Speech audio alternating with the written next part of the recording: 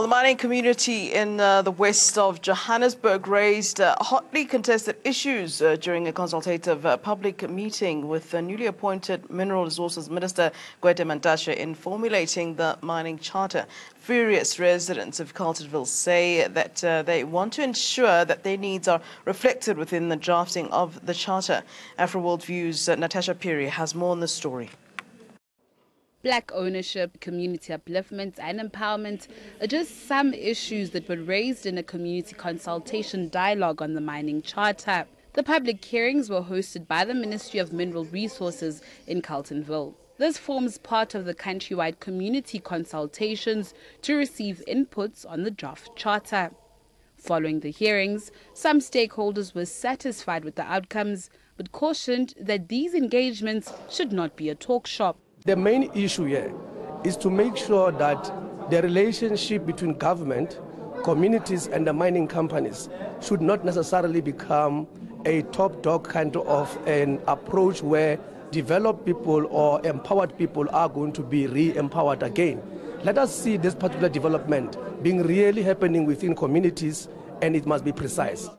But one mining community organization that took the ministry to court in November last year over consultation processes expressed dissatisfaction. As Makua, in all the provinces, we're not happy at all.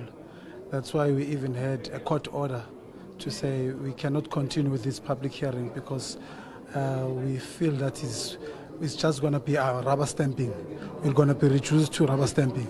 But we need to be part of formulation of the charter so that it can reflect what communities want. However, Minister Mantashe disapproved allegations by Makua, saying that the engagement with various stakeholders was enlightening.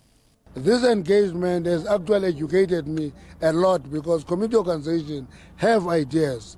Those ideas half the time are kept away from processes that were here now. We begin to learn how communities really feel, and we get ideas that we can use in drafting the final charter. I hear this thing of saying legalizing zamas. I think it's a loose term. We must say we must regulate small scale and artisanal mining. And zamas, that thing can do good work, will actually get into that process. They will register, they will apply for licenses, which will look into and give them the licenses.